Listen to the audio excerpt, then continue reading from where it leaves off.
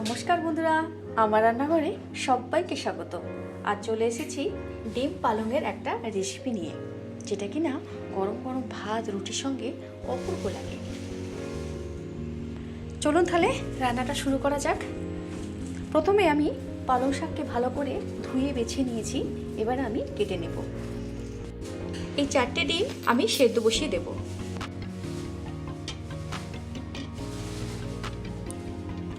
দিয়ে দেব সামান্য লবণ।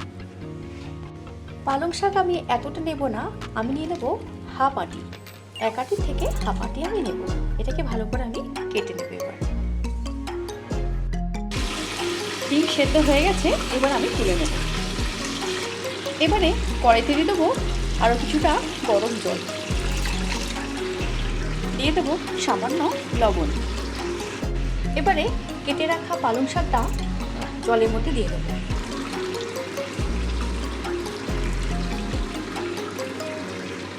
পালং শাকটা আমি হালকা ভাপিয়ে নেব। হালকা ভাপানো হয়ে গেছে, এবার আমি তুলে নেব। এবার একটা ঠান্ডা জলে আমি এটা দিয়ে দেব। ঠান্ডা হয়ে গেলে এটা আমি ভালো করে হাত দিয়ে জলটা আমি বের করে দেব হাত দিয়ে। এবার আমি একটা মিক্সার গ্রাইন্ডারের মধ্যে আমি এটা নিয়ে নেব। ভালো করে আমি জল ছেঁকে নিয়েছি। এবারে দিয়ে দেবো কয়েকটা ধনেপাতা।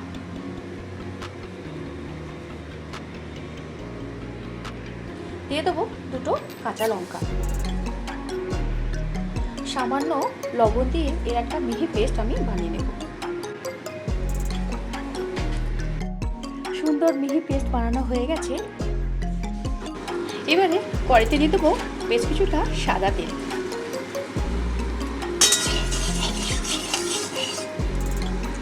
ভালো করে আমি ডিম ভেজে নেব। ডিমটা আমি একটু লাল লাল করে ভেজে নেব। সামান্য দিয়ে দেবো লবণ আর হলুদ।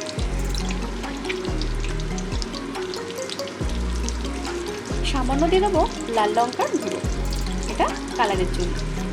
কাশ্মীরি লাল লঙ্কার গুঁড়ো দিয়ে ভালো করে আমি এটা লাল করে ভেজে নেব।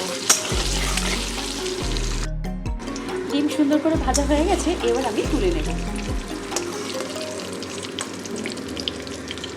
এবারে ওই একই তেলে দিয়ে দেবো সামান্য সাদা জিরে, একটা তেজপাতা, একটা শুকনো লঙ্কা। দিয়ে দেবো কয়েকটা দারচিনি, লবঙ্গ, এলাচ।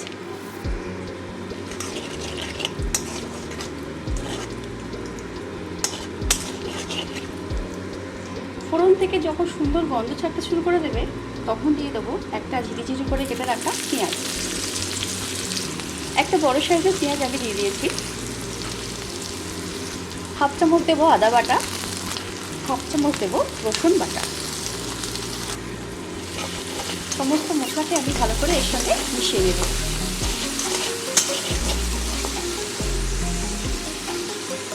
এবারে দিয়ে দেবো পরিমাণ মতো লবণ, হলুদ গুঁড়ো, দিয়ে দেবো ধনে গুঁড়ো, সামান্য দিয়ে দেবো লঙ্কার গুঁড়ো। সমস্ত কিছু মিশ্রণকে ভালো করে আমি সঙ্গে আবারও মিশিয়ে নেব। মশলা থেকে যখন সুন্দর করে তেল ছাড়তে শুরু করে দেবে, আগে থেকে বেটে রাখা ধনেপাতা আর পালং শাকটা আমি এর মধ্যে দিয়ে দেবো। পুরো মিশ্রণটি এর সঙ্গে আমি দিয়ে দিয়েছি। এবারে ভালো করে আমি আবারও ভালো করে এর সঙ্গে আমি মিশিয়ে নেব। গ্যাসের ফ্লেমটাকে একেবারে লোতে করে ভালো করে আমি এর সঙ্গে মিশিয়ে নেব। এবারে দিয়ে দেবো সামান্য চিনি।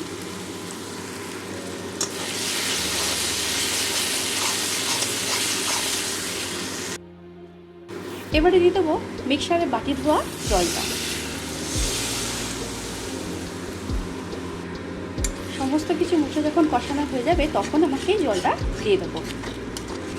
আবারও ভালো করে এর সঙ্গে আমি মিশিয়ে নেব।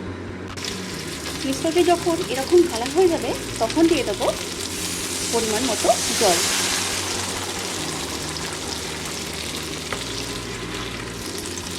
ভালো করে আবার জলটা আমি এর সঙ্গে মিশিয়ে নেব।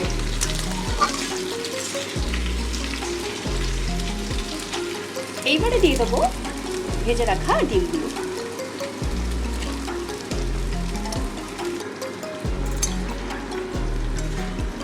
একটু ফুটে উঠলে যখন জলটা কমে যাবে তখন আমি বাটার দিয়ে নামিয়ে নেব। যখন গ্রেভিটা এরকম অবস্থায় হবে তখন আমি দিয়ে দেবো একটা কাঁচা লঙ্কা, 1 চামচ বাটার। ব্যাস হয়ে গেছে। এবার আমি নামিয়ে দেব। আপনারা যদি মনে করেন গ্রেভিটা বেশি রাখতে পারেন। আমি মিডিয়াম সাইজে রেখেছি, অল্প করেই রেখেছি। রুটি, পরোটা, ভাতের সঙ্গে একবার অন্তত এরকমভাবে বানিয়ে দেখবেন, ভালো লাগবে। হয়ে গেছে আমার ডিম পালংয়ের রেসিপি। বাড়িতে পালং শাক এনে এরকমভাবে আমার মতো করে বানিয়ে একবারও দেখবেন, ভালো লাগবে। গরম গরম ভাত, রুটির সাথে কথা দিচ্ছি অপূর্ব লাগবে। একটু স্বাদ বদল করার জন্য এই রান্নাটি অপূর্ব। তাহলে আমার রান্না যদি আপনাদের ভালো লাগে চ্যানেলটিকে সাবস্ক্রাইব করবেন, পাশে থাকবেন, ভালো থাকবেন। ততক্ষণের জন্য ধন্যবাদ, নমস্কার, টাটা। দেখা হচ্ছে পরের কোনো ভিডিওতে। সবাই খুব ভালো থাকবেন।